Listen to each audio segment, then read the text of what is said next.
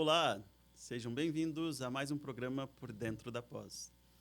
Eu sou o Marcos Velasque, professor no Centro Universitário Internacional Uninter, e farei a condução do programa de hoje.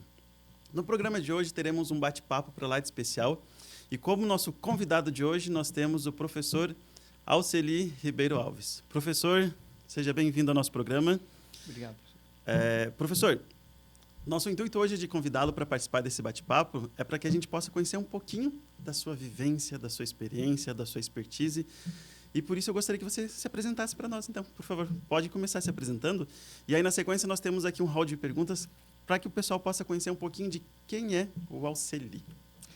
Bom, obrigado, professor Marcos. É um prazer, sempre uma satisfação muito grande para mim poder falar de um tema como esse, e difícil também, porque falar de nós mesmos sempre é uma tarefa difícil, eu acho, porque você pode realizar diferentes recortes em momentos diferentes da vida, né?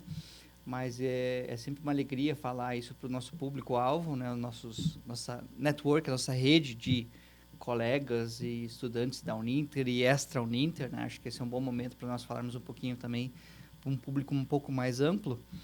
Mas, bom, o meu nome você já falou. Eu acho que agora eu já falo um pouquinho da minha vida, né? Eu sou pai de duas meninas, uma de 7 e outra de 9 anos, a Alice de 7 e a Clara de 9. Sou casado, moro em Curitiba. Acho que é bom trazer esse contexto, né? Sim, Do sim. território de onde nós falamos, né? Fala dessa realidade aqui de Curitiba, estado do Paraná.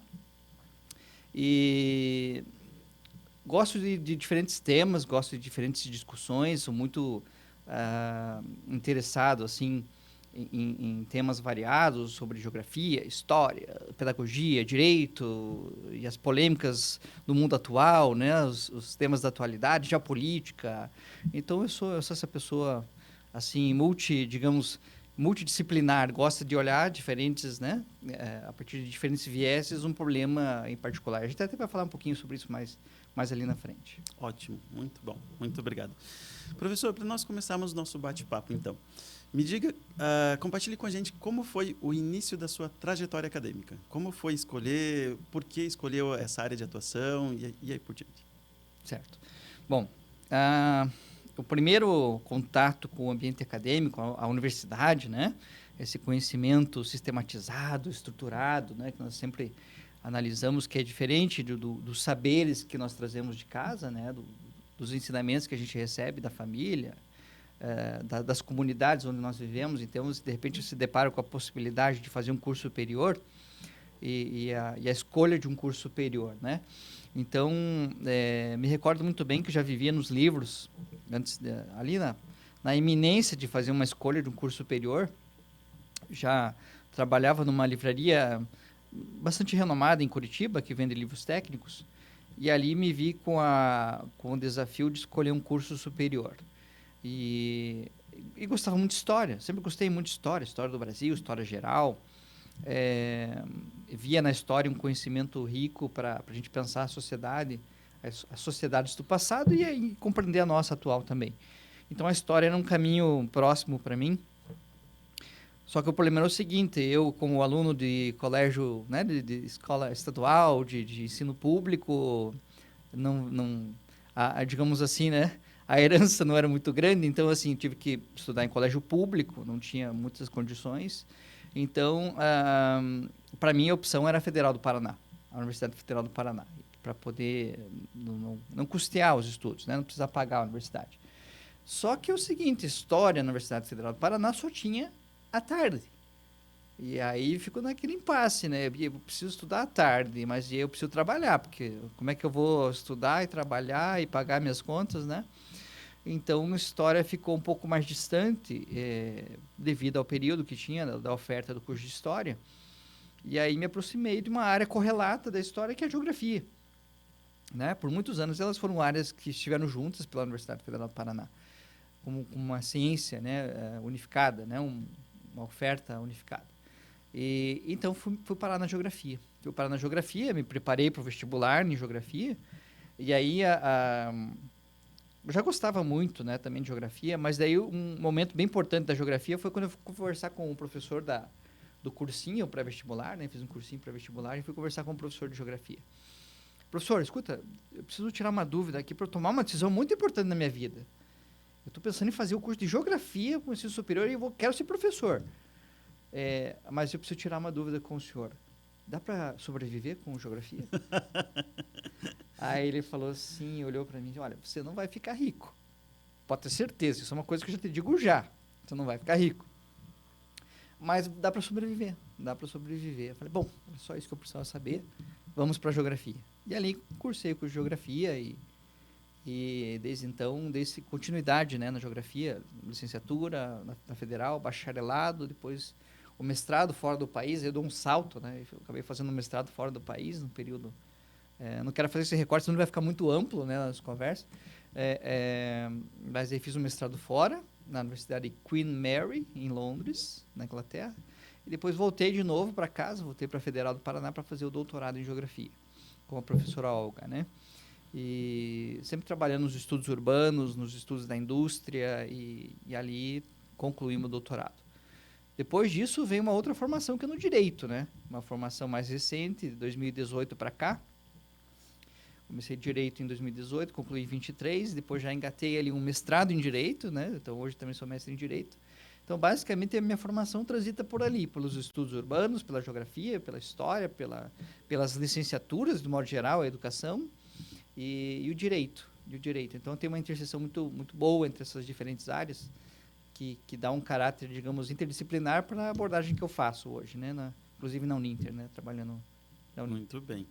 Nessa sua trajetória acadêmica, você conhece a influência de pessoas, profissionais que lhe auxiliaram na tomada de decisão? Tem muitos, né? Tem muitos profissionais. Seria até injusto, talvez, nomear um e acabar esquecendo outro, mas tem muitas figuras importantes, né, na nossa vida que nós escolhemos. Posso dizer, por exemplo, o meu professor de geografia do ensino médio, o professor de geografia, ele era uma figura, né? Ele chegava para dar aula e ele vinha vestido quase como o Sherlock Holmes. Ele vinha sobretudo, e aí um chapéu, e ele era uma figura, a aula dele, né? A aula dele, ele era uma coisa à parte, assim, para a geografia, né? No colégio, né? No ensino médio. Muito próximo daqui, inclusive, no bairro do Pilarzinho. E ele foi uma influência importante enquanto figura da geografia, com aquelas características um pouco estranhas, assim, né? Mas que chamou muita atenção, mas, assim, sobretudo a forma dele de aproximar a disciplina, não de forma carregada, muito burocratizada. Ele trazia leve a disciplina de geografia, então foi uma influência muito grande nesse sentido. E aí depois professores, né? Se a gente for falar de geografia, aí a gente pode falar, eu posso falar da minha orientadora de doutorado, que também foi minha professora de graduação, a professora Olga Freitas, né? Já aposentada pela Federal do Paraná, mas atua em outros programas na área de geografia, uma influência muito importante para mim na área de geografia. No direito, a gente pode também trazer vários outros professores que para mim foram muito influentes no direito. Um colega nosso, inclusive, que é o professor Silvano Alcântara, que é um colega nosso da pós-graduação, foi meu professor também na graduação, na área do direito tributário. E o meu orientador de mestrado, que também foi meu professor na graduação em Direito, que é o professor Doacir Quadros, um sociólogo, né? Então, são várias influências, assim, sempre nessa parte mais humanística, né, das ciências, não aquelas ciências duras, né? Até porque Geografia e Direito são ciências humanas, então sempre com esse olhar mais para as ciências humanas. Então, eu tenho... para resumir, pelo menos esses 3, 4 nomes, assim, alguns da geografia, outros do direito, mas sem dúvida foram profissionais que me inspiraram bastante. Muito bem. Por que eu pergunto isso? Porque durante toda a nossa vida nós temos certas influências que nos ajudam a tomar certas decisões, né? Em alguns momentos da vida nós ficamos indecisos sobre uma profissão, sobre uma atuação acadêmica, às vezes até os jovens na questão de a escolha do namoro, a pessoa certa e tudo mais. E tem pessoas chaves que aparecem em nossa vida em determinados momentos que nos ajudam, dando uma certa luz para algumas escolhas, né? Para algumas decisões, ou que fazem essa influência importante e que nos ajudam, né? A escolha de uma formação acadêmica, a escolha de uma atuação profissional é muito importante, porque não é uma escolha que você vai fazer que vai influenciar um dia ou 2 da sua vida. Talvez todo o resto da vida, né? E isso é importante, né? E durante toda a nossa vivência aqui nessa terra, nós temos essas influências, seja dentro do lar, seja fora do lar, na escola, vizinhos, amigos, conhecidos, parentes, que nos ajudam, às vezes, a tomar essas decisões. E por que é importante tomar essas decisões mais corretas possíveis? Porque quando a gente consegue casar a ideia do útil com o agradável, faz com que nós também sejamos profissionais mais felizes com isso, né? Então, nós conhecemos aí vários exemplos positivos e negativos em todos os âmbitos. E eu não vou aqui destacar nenhum porque a ideia não é essa. Mas a ideia é que a gente possa sempre refletir sobre isso, né? Você vai em determinado comércio, você é bem atendido porque a pessoa se sente feliz fazendo aquilo e ela se reconhece como aquilo, independente da área de atuação. Agora, você vai em determinado comércio que você sai de lá chateado, triste, às vezes até acaba levando aquele sentimento ali, vai remoendo aquilo porque você não foi bem atendido, né? E porque a pessoa talvez não estivesse bem ou não se sente bem com o que está fazendo, mas foi obrigado a ser impostado naquela situação, né? Naquela posição. E por isso que é importante a gente fazer uma escolha. E nós estamos agora, nesse primeiro momento, falando sobre a formação acadêmica, que vai nos ajudar no começo da nossa trajetória profissional também, que é onde nós iremos iniciar agora o nosso bate-papo. Você acredita que as instituições acadêmicas, elas preparam bem o profissional para o mercado de trabalho? Falando de nível superior agora. Tecnicamente sim, eu diria que sim. Esse é um dos grandes papéis que a universidade exerce, né? As instituições de ensino superior, é a formação técnica. E aí a gente pode dar diversos exemplos, né, disso, mas em diferentes áreas. O direito tem lá o seu cabedal, né, o seu instrumental. A geografia também tem, a história tem, você também é formado em geografia e história, sim, né? Sabe do que eu estou falando, as categorias geográficas, as ferramentas, né? Os seus conceitos, as suas teorias, a sua epistemologia, a sua forma de pensar o conhecimento produzido na academia, mas também a parte prática, a parte técnica, como operacionalizar esse conhecimento, né? Trazer ele para a prática da atividade profissional. Então, a universidade tem esse papel muito importante. Então, eu diria que sim, as instituições têm esse papel, continuam tendo esse papel, ainda que hoje nós tenhamos ali um conhecimento, né, muito pulverizado. Hoje você tem a informação muito dispersa, você tem a informação por de diversos meios, né? Hoje a gente pega o celular, a gente tem conhecimento ali, já, de certa forma, à disposição para podermos utilizar. A questão é como vamos fazer uso disso, se estamos fazendo da maneira correta ou não, porque tem isso também, né? Então, hoje a formação vem, como você bem disse, de diferentes fontes da família, das comunidades, das mídias, por que não do jornalismo, né? Daquilo que a gente escuta na TV. Das redes, né? Das redes sociais também. Então, e por isso, então, entendo que ainda na vanguarda, né, do conhecimento, as universidades guardam um papel muito importante de levar com muita seriedade, muito compromisso, muita responsabilidade o que é formar uma pessoa, o que é formar um profissional de forma rigorosa, com método, que acho que é a grande distinção, né, da universidade, trazer esse profissional fazendo uso de métodos, porque isso que faz a ciência caminhar, né? Sim, senão seria um senso comum, um saber não sistematizar. Então, para mim, sim, a universidade tem esse papel ainda muito importante, as instituições de modo geral. Ótimo, isso é importante, né? Que as pessoas possam ter esse conhecimento de que a instituição é muito mais do que um mero prédio com cores e tudo mais, né? É uma organização que realmente tem como preocupação preparar o cidadão para que ele possa atuar no mercado de trabalho também, né? Uma das vias, né? Uma das frentes da instituição, uma das preocupações, né? Claro que hoje nós enfrentamos vários desafios também, né? Tanto como docente quanto aluno, mas o que o aluno ele tem que pensar logo depois que ele termina ou durante a sua graduação? O que você aconselharia para alguém que está fazendo uma graduação e está pensando na atuação profissional? Essa pergunta ela parece ser inocente, mas ela não tem nada de inocente, né? Essa pergunta. Veja que e ela se conecta com as perguntas anteriores, sim, né? Sim. Qual é a referência que você tem? Veja, você tem nomes próximos a mim, né? Pessoas que eu convivo, pessoas que eu vejo. Mas eu poderia citar outros nomes da geografia, do direito, né? O professor Milton Santos, já falecido, um grande nome, geógrafo baiano, preto, né? Que viveu num Brasil onde a situação era muito desigual, continua sendo, não deixa de ser, mas teve um olhar para fora, foi estudar fora, foi renomadíssimo na área de geografia, então é uma grande referência. Então, esse profissional, esse egresso da instituição de ensino que vai sair para o mercado de trabalho, ele tem que ter, colocar na prática. Se ele teve uma influência lá atrás que foi, sei lá, conceitual, teórica, epistemológica, ele tem que trazer isso para a vida prática, para né, aplicação em sociedade. Se aquilo te inspirava naquelas pessoas, né, porque atuavam dessa maneira, ou porque tinham um comportamento assim, uma visão de mundo assado, como que eu me aproprio daquela inspiração, daquela influência para aplicar isso na prática, né? Então, parte vem das influências que esse egresso tem que ter, né? Isso se dá ao longo da formação. E, claro, ao longo da formação, eu diria, não ter uma formação estanque. Veja, estou dando um passinho atrás para falar do egresso depois, né? Porque ele vai sair para o mercado de trabalho, ele vai buscar ocupação. Sim, vai buscar ocupação.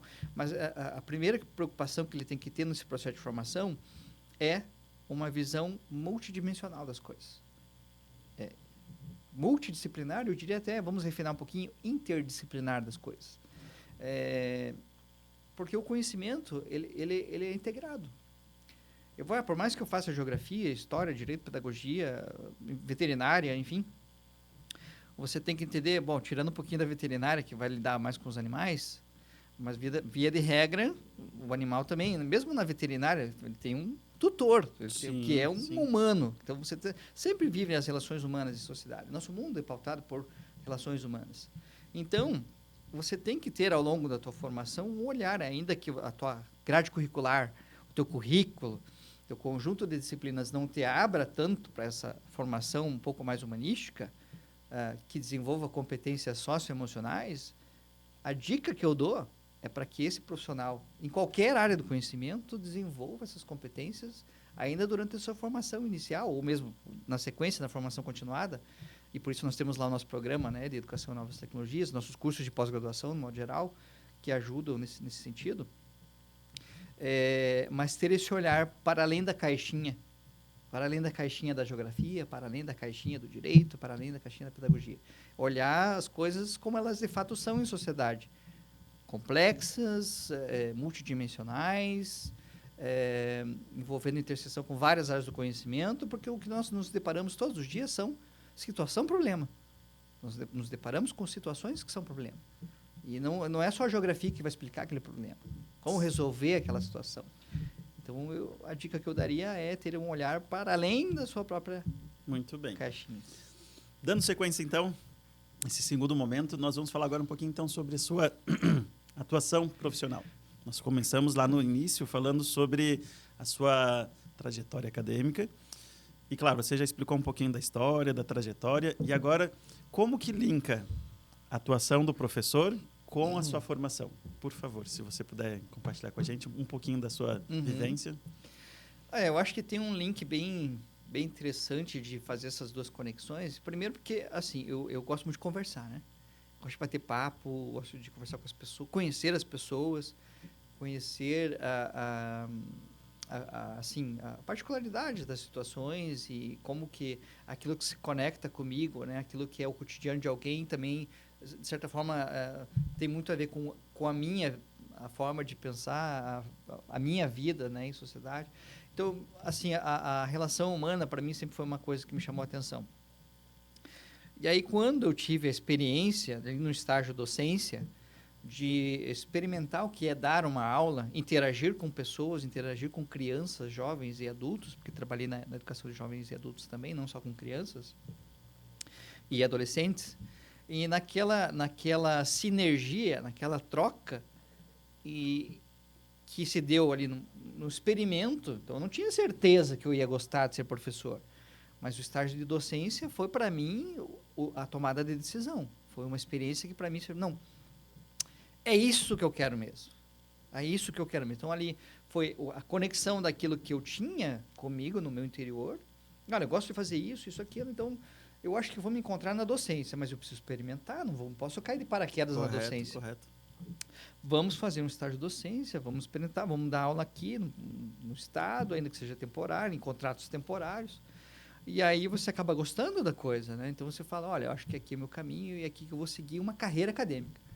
Então, ali que se dá uma conexão de como que o Alceli Ribeiro, até então numa outra formação, numa outra vivência, acaba virando uma chavezinha, dizendo, não, eu quero ser professor, vou seguir uma carreira acadêmica e os desdobramentos que vêm a partir de uma carreira acadêmica, como a pesquisa, né, a docência e o tripé, né, ensino, pesquisa e extensão. A extensão a gente sai da universidade um pouquinho mais para fora da universidade, daí você volta para a sociedade de novo, né? Então, eu acho maravilhoso nós somos privilegiados nesse sentido de sermos professores de uma instituição de ensino superior, que é como a Uninter, que é uma baita instituição, e nos permite transitar, então, entre ensino, entre a pesquisa e devolver isso para a sociedade que é por meio da extensão. Então, acho que é por aí. Eu falei, fantástico, acho que eu estou no lugar certo. Muito bem. Uma outra pergunta só para cutucar um pouquinho. Uhum. Se você pudesse voltar no tempo, teria feito algo diferente na sua formação? Olha, talvez eu teria trazido outros conhecimentos um pouquinho antes, por exemplo. Mas tem coisas que são inevitáveis. Por exemplo, eu trouxe o direito um pouco mais tarde na minha vida. Eu costumo até dizer isso, né? E quando eu sentei nos bancos de novo na universidade para estudar direito, eu já tinha cabelo branco. Eu já tinha uma formação, digamos, eu já era doutor na minha área em geografia, né? E sentei novamente com os jovens. Eu já tinha quase 40 anos quando eu fui para... Né? Eu tinha 30 e poucos anos, 37 acho que foi. Vou me recordar agora. Eu estou até entregando minha idade já, né? E aí eu pensei comigo, puxa, estou com cabelo branco, vou voltar lá nos bancos, né, da universidade para estudar com jovens de 17 anos que vão começar uma carreira no direito agora. Serão amanhã, depois, desembargadores, né, magistrados, membros do Ministério Público, enfim, procuradores federais, estaduais. E logo ali, né, com 20 e poucos anos. E eu falei, não, mas tudo bem, eu acho que eu vou fazer isso agora. Eu estou sentindo que é o momento, vou gostar e isso vai me ajudar. Veja que interessante, acho que aqui é um ponto bem importante. Não sei até que ponto eu vou fazer uso do direito enquanto uma nova carreira na academia. Hoje eu já me situo ali, eu faço uso, né, ministro aulas nos cursos de pós-graduação lá do Censo em Direito. Beleza, já estou aplicando já o conhecimento que eu adquiri, né, as competências que eu desenvolvi. Então, ótimo. Então, eu já vejo que foi útil para mim. Mas vamos dizer que não fosse atuar nos cursos de Direito. Com certeza, a formação no Direito ia me ajudar a ser um professor melhor na área da educação. Porque ia me ampliar a visão de forma que eu ia trazer esses conhecimentos, reuni-los, integrá-los e falar, olha, para dar uma melhor aula na geografia, na história, na pedagogia, enfim, sobre cidades educadoras, né, que é um tema interdisciplinar. Então, eu diria assim, se eu pudesse voltar atrás e mudar alguma coisa na minha formação, seria trazer o direito um pouquinho antes. E aí, uma pauta bem interessante. Eu acho que todos os cursos de formação, quando eu falei para você assim, né, para os nossos colegas que estão nos ouvindo, desenvolver competências técnicas e socioemocionais e outras técnicas tantas, seria trazer um pouco do direito para todas as áreas do conhecimento. Essa é uma coisa que eu defendo muito, o professor Silvano também levanta essa bandeira, de trazer uma educação jurídica para as bases, para os cursos de licenciatura, para a formação inicial das pessoas. É trazer um pouco mais do direito para o currículo dessas outras áreas, porque isso traz uma consciência cidadã. Nos torna melhores cidadãos e, claro, para quem atua na formação de outras pessoas, que é o nosso caso, ajuda muito. Muito bem. Professor, eu percebi que você trouxe alguns livros. Gostaria de apresentá-los? Olha, eu acho que um pouco daquilo que a gente está conversando, eu acho que assim, esse livro aqui, acho que eu vou mostrar aqui, não sei se a gente consegue captar, né? Consegue. Uhum. Globalização e Interdisciplinaridade. Rurro, no Santo Tomé, não saberia se, acho que é espanhol, né? Mas professor Santo Tomé nos traz uma leitura bem interessante sobre a globalização e interdisciplinaridade, mas aqui não é aquela globalização do professor Milton Santos. Aqui é uma outra, ele está falando, o professor Santo Tomé, de uma globalização que é a globalização do currículo. Olhar o currículo de forma global, a formação do cidadão de forma global, no sentido justamente de aquilo que a gente falou agora há pouco, né? Conectar com aquilo que a gente falou. Trazer os diferentes conhecimentos, as diferentes áreas do conhecimento para uma formação de um cidadão, formação até mesmo profissional. Quando a gente consegue fazer isso de forma global, pensar o cidadão enquanto uma formação técnica, mas também uma formação cidadã. Então, você está integrando as diferentes formações, trazendo os diferentes conhecimentos, reunindo esses conhecimentos, não de forma isolada. Então, como eu disse ali, você traz uma situação, um problema. Não é só com a geografia que você vai resolver. E nem só com o direito também vai resolver. O direito tem uma limitação. Então, você tem que beber fora do direito para você compreender as relações humanas. O direito, às vezes, se você for interpretar as coisas apenas a partir da norma seca, daquilo que está na Constituição, talvez seja um pouco limitado. Embora a Constituição traga ali, de certa forma, um conjunto de normas e valores que refletem um pouco o que é a nossa sociedade. Mas só o direito também não resolve. Então, pensar de forma global na formação do nosso currículo é algo bem interessante, sobre esse livro do professor Urco Santo Tomé. Muito interessante. E interdisciplinaridade. E tem mais um, acho que eu vou trazer. Poderia falar de Polegarzinha, Michel Serres, mas deixo a dica só para os nossos colegas depois investigarem, porque tem uma relação muito forte com a tecnologia, esse livro, falando justamente de como hoje as nossas crianças e jovens, sobretudo crianças e jovens, eles estão muito conectados com os celulares, computadores. O conhecimento hoje está dentro do bolso. Sim. A memória, que antes estava aqui, agora está aqui. O conhecimento está aqui, não está mais aqui. E como isso impacta na forma de pensarmos até mesmo na formação dos nossos futuros professores, na formação dos nossos jovens na educação básica. Porque hoje você dar aula na educação básica, você sabe disso muito bem, sobretudo se crianças e jovens têm acesso ao celular, né? O colégio não proibiu o uso, vamos dizer, né? Um estado tem uma particularidade, o outro tem outro, mas se você permite ou não o uso do celular em sala de aula, então você tem ali o desafio. Como utilizar essa ferramenta. Como utilizar e como talvez impedir, como se eles já nasceram assim, Sim. com o celular na mão ou no bolso. Como diz o Michel Serres. Então, o desafio do professor hoje em sala de aula é saber como integrar esses diferentes saberes, essas diferentes realidades de quem tem uma formação que já não está mais no livro. Você já percebeu isso? Sim. Hoje o jovem dificilmente pega um livro. Ele vai ler a tela do celular. O polegarzinho, por isso o livro, né? O conhecimento está ali no polegar. Né? Então, eu acho que esse é um livro bem interessante. Mas, para fechar, eu acho que eu vou trazer esse livro, que acho que ele é mais impactante ainda. Para a gente conectar um pouquinho de geografia, um pouquinho de direito, um pouquinho das relações humanas em sociedade. Temos tempo ainda, né, eu acho? Estamos quase encerrando. Quase. Mas temos um tempinho ainda. Esse livro, olha que loucura, né? Sigmund Freud, né, da psicanálise, o ego e o id. Você pegamos aqui mais para cima. O ego e o id. Um clássico, né? Esse é um clássico, mas tem tudo a ver com educação, tem a ver com direito, tem a ver, obviamente, psicanálise. Mas eles nos ajudam a pensar, meu Deus, mas como é que esse professor está falando de Freud, ele está falando de geografia, de história e direito e tal? É isso que eu estou defendendo. O conhecimento ele não está nas caixinhas. Nós temos que desenvolver competências de forma interdisciplinar.